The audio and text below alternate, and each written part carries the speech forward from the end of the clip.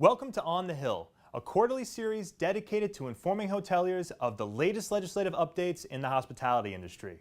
In this episode, we'll discuss the AHLA's 2019 initiatives and the impact of human trafficking on the hospitality industry.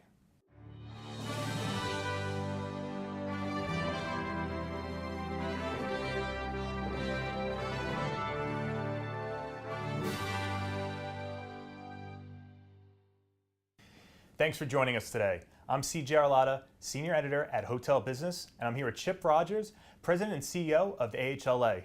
Chip, great to see you. CJ, always good to see you. So congratulations on the new role. How are things going? Excellent. You know, this is just a wonderful industry. I've known that because I've been in it for quite some time, but there's something new and exciting every day, and just getting to work with the people in our industry really makes your job just enjoyable, again, every single day. So I just love it. Good. And what about your initiatives for 2019? What are some of AHLA's initiatives? So look, our position in leading our industry and in many ways protecting our industry from bad legislation, or in some cases supporting good legislation, is only becoming more important. Here in Washington, D.C., we're kind of in a gridlock situation with both parties fighting about things that probably aren't going to impact the average American too much. And some would actually say that's a good thing. But what it has meant for us is that a lot of our activity that continues to happen here is at a stalemate, but those efforts are moving to the state level. So we are really focused on those things that are happening in key states like Florida and Texas and California, New York, all around the country, where we have this situation with illegal hotels that has been going on for quite some time. And as we've said all along during this process, we have thousands and thousands and thousands of hotels that are members of AHLA that compete every single day with a hotel across the street. So the notion that our industry would in some way be worried about competition is a little bit ridiculous when you look at it on its face, because we compete every day. But if someone comes into the marketplace and they play by a completely different set of rules, they're not having to abide by ADA regulations, they're not having to abide by safety regulations, they're not collecting the same taxes, and they're playing by a whole different set of rules, well then you no longer really have competition, or you certainly don't have fair competition. So what we've been saying and attempting to support is, look, we want a healthy, thriving marketplace for lodging, and everybody that's playing in that marketplace should play by the exact same rules. That's a free market that actually works. So we're fighting that all over the country to make sure that is happening. A second major issue for us is supporting what really we should all support, and that is an effort to stop human trafficking. We see that this issue, as bad as it is, has rightfully drawn the attention of a lot of lawmakers, cities, counties, states, even here in the nation's capital. And we are trying to work alongside them to say, look, we want to be part of the solution. We want to help you solve the problem of human trafficking. So where a lawmaker wants to do something on this issue, we stand ready to assist them in making sure that whatever is happening, that those efforts result in fewer people being trafficked.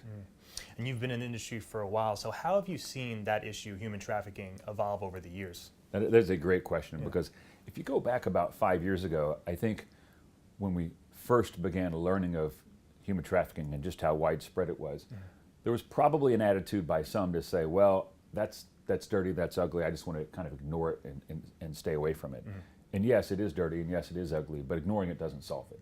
And I think what I've seen over the last 2 to 3 years is our industry really come together all across the industry. There's really no holdouts to say, we recognize this is a problem, not just in hotels, but it's a problem across the country, across the world. And we want to be an active part of the solution. So it's gone from recognition and not necessarily knowing what to do about it to recognition and saying, what can I do about it? And that's where we are now. What are some of the things that hoteliers can do about it? What are some tips? What are some things they should look for at the property level? You know, the first part of solving any problem is to recognize what the problem is. And so I think for a lot of hoteliers, that first step is realizing that, yes, human trafficking is happening. What is human trafficking?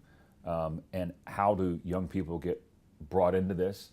And once you have that understanding, then you can go to the next step of being able to see the signs of who may be involved in human trafficking, what to look for if a situation just doesn't look right. You know, a lot of this is just human intuition, but it's human intuition that can be raised if in fact someone is trained to recognize the signals. So You know, we all probably see situations sometimes where we say to ourselves, damn it, that just doesn't look right and doesn't feel right.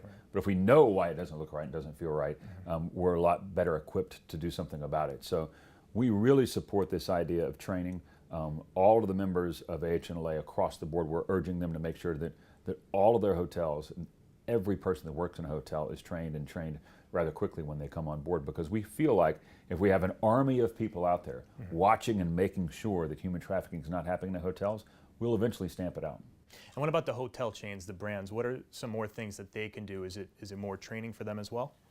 Absolutely, it's training, because you recognize that when you visit a hotel, you're going to come in contact with different people that have all sorts of different jobs within that hotel, whether it's the person that's making the room, whether it's the person at the front desk, whether it's a maintenance person, whether it's somebody at the restaurant.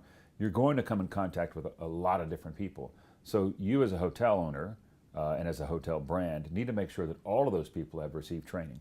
And that training actually may be different for the person working at the front desk compared to the person who's attending the room, because they're going to need to see different signs. So we are encouraging kind of what we would now say the next step in training, and that is almost job-specific or situation-specific training.